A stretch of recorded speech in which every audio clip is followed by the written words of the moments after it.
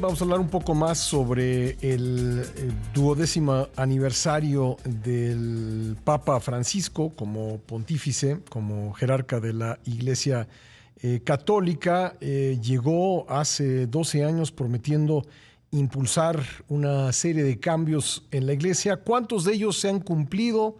¿Cuántos están pendientes? Vamos a revisar esto con la ayuda de nuestro estimado Roberto Blancarte, sociólogo de las religiones, profesor e investigador del Colegio de México. ¿Cómo está, Roberto? Bien, bien. ¿Qué tal? Aquí usando el teléfono porque el audio de mi computadora por lo visto no está funcionando muy bien, pero con el teléfono nos comunicamos. Te vemos y te escuchamos perfecto y te agradezco mucho que estés con nosotros.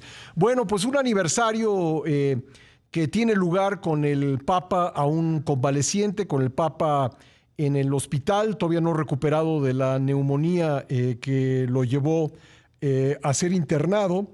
¿Qué destacarías tú en este 12 aniversario? Bueno, yo creo que como bien señalaste ahorita en la introducción, hay personas que estaban esperando y están esperando un balance precisamente con estos 12 años. Hay quienes piensan que ha logrado hacer cambios importantes en la iglesia y hay quienes piensan que no, que las expectativas eran mucho mayores y han ido disminuyendo. Yo creo en general, si recordamos cuando empezó el Papa Francisco, eh, las expectativas eran muy grandes y en el primero o los 2 primeros años se esperaba y se estaba diciendo que estaban haciéndose o se estaban fraguando, incluso se hablaba hasta de una revolución, de grandes cambios. Doy por ejemplo el libro de Marco Politi, Francisco entre los Lobos, que se escribió 2 años después de su pontificado, en donde estas expectativas y lo que se estaba fraguando según esto eran grandes cambios, una enorme revolución. Y 12 años después ya el balance es distinto. Yo creo que se pretendieron algunos cambios, no necesariamente todos los que se esperaban, pero incluso esos cambios han sido pequeños hasta cierto punto, sobre todo si lo vemos en materia doctrinal, es decir, lo que queda en los textos, lo que queda en las constituciones, lo que queda en los documentos, digamos, de la Santa Sede. Y los mayores cambios han sido quizás a nivel pastoral, en términos de lo que el Papa impulsó en el sentido de tener más compasión, tener una iglesia más receptiva, más compasiva, más abierta. Pero eso, como todos lo sabemos, puede desaparecer y cambiar simple y sencillamente con un nuevo pontífice, ¿no? Claro, el Papa no es, le faltarían muchos años de pontificado para estar entre los 10 papas con periodos más largos, pero lo que ya es a sus 88 años es creo que el segundo o tercer papa de mayor edad, ¿no? Sí, es de los de mayor edad y no de los pontificados más largos, porque los pontificados más largos superan los 20 años, ¿no? Sí. Por ejemplo, el de Juan Pablo II, que llegó a los 27 años, alrededor de los 27 años, junto con San Pedro, ¿no? Eh, pero en este caso, de hecho, el hecho de que haya sido electo a los 75, 76 años el Papa, eh, quería decir que la selección implicaba que se buscaba un pontificado no muy largo. Ujú. Así que, bueno, sí, en efecto, probablemente no supere, digamos, los 15 años, pero sí ha habido, me recuerdo así de primera mano, por ejemplo, León XIII, que llegó a los 93 años, ¿no? Entonces, bueno, y obviamente nada impide a Francisco aguantar 5 años más, ¿verdad? Pero ciertamente no es lo más común, ¿no? Claro, en las actuales condiciones y por lo que se sabe, porque hay mucho que no se sabe, mucho que está en el ámbito de lo privado. ¿Qué tanto tiene el Papa Francisco en estos momentos las riendas de la Iglesia Católica y qué tanto pues está haciendo el trabajo su equipo, la curia? Bueno, yo creo que, digamos, la curia tiene un funcionamiento normal durante un determinado tiempo. Mientras el Papa está enfermo, obviamente la Secretaría de Estado sigue en funcionamiento normal y el resto de los dicasterios, de lo que nosotros llamaríamos, digamos, las secretarías, pues siguen funcionando normalmente. Lo que sí sucede al mismo tiempo es que obviamente en la medida que el Papa permanece cada vez más tiempo recluido en el hospital, la tendencia a que a los dicasterios empiecen a tomar decisiones más por su cuenta y que empiecen además las especulaciones sobre qué es lo que hay que hacer y quién lo va a suceder y qué es lo que se tendría que hacer mientras el Papa está incapacitado, pues empiezan a aumentar, ¿no? Entonces todo depende de cuánto tiempo más está el Papa en el hospital y depende de en qué condiciones regresa, si regresa a tomar las riendas ya directamente en el Vaticano, ¿no? No sé a qué tanta información haya tenido acceso el Papa.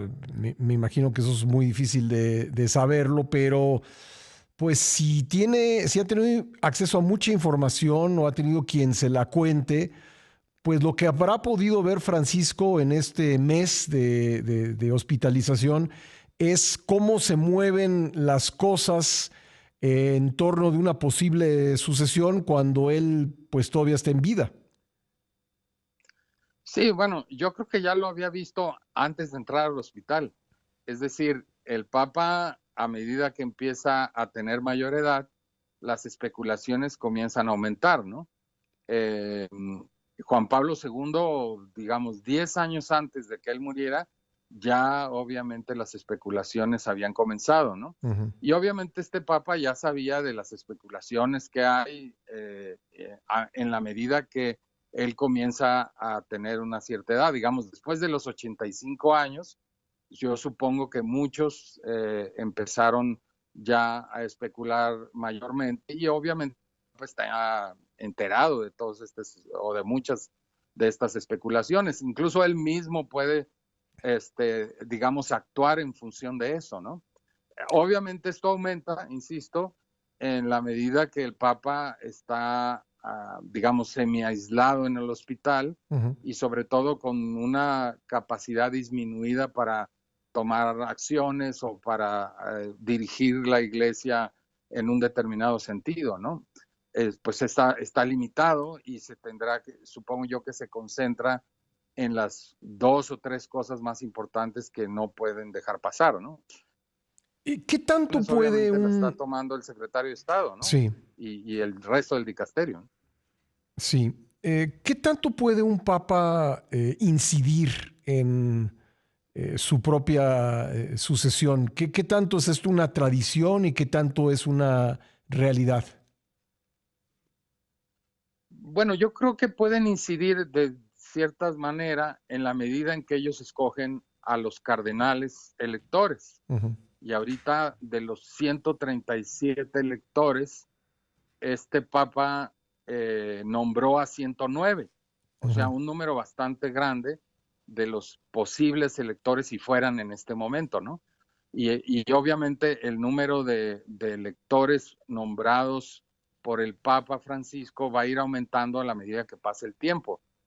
Pero el que haya nombrado a esos electores tampoco significa que les pueda decir exactamente cuál es la decisión que van a tomar en el momento, porque el momento además puede variar, las condiciones de la iglesia pueden variar y nada garantiza, digamos, que los nombrados por Francisco necesariamente son de su misma línea moral o conciben de la misma manera a la iglesia, ¿no? Ujú. Y por lo tanto no necesariamente tampoco conciben lo que debe de ser o quién debería de estar al frente en la situación particular que la Iglesia está enfrentando en este momento, ¿no? Hay maneras sí, distintas de concebir lo que la Iglesia necesita en este momento, por ejemplo, ¿no? claro. Y hay diferentes escenarios, lo sabemos, pues desde el Papa Benedicto, hay diferentes escenarios, por ejemplo, pues el fallecimiento o la renuncia.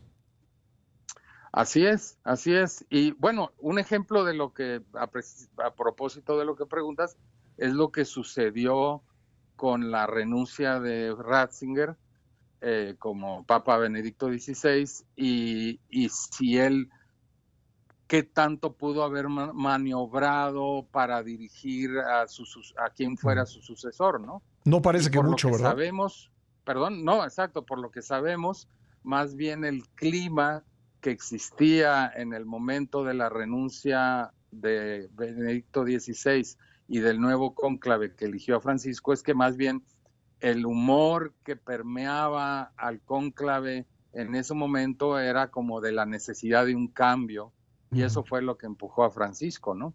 O sea que eso habla de, digamos, de lo limitado que puede ser, digamos, la capacidad de un papa vivo para Sí. dirigir los resultados de un cónclave, ¿no?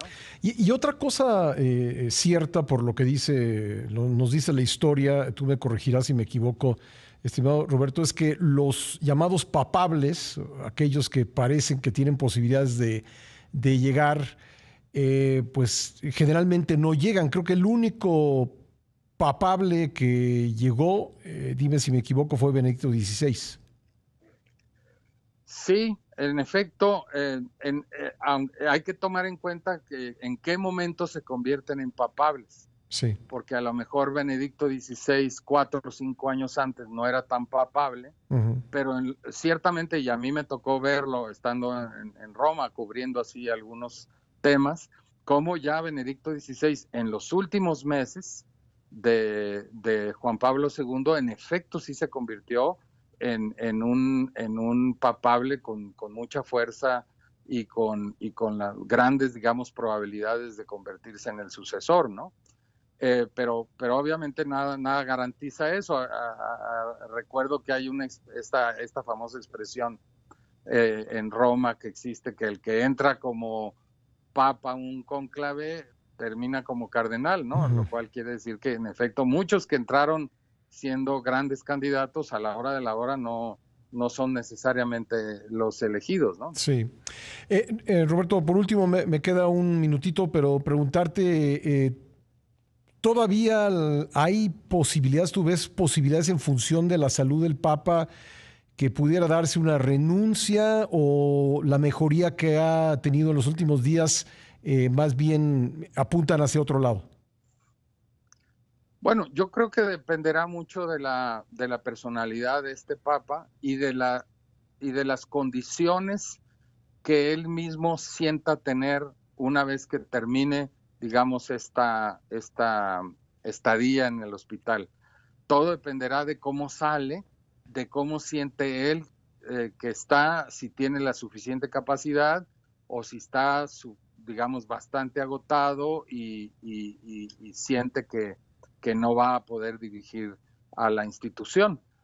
Mi impresión es que por la personalidad del Papa Francisco, él se va a quedar ahí hasta que Dios diga, Ujú. pero pudiera ser que él mismo sienta que realmente ya no puede dirigir a la institución y diga, bueno, por la institución misma conviene más que yo aquí presente la renuncia y además así quizás puedo hasta influir en quién puede ser mi sucesor, ¿no?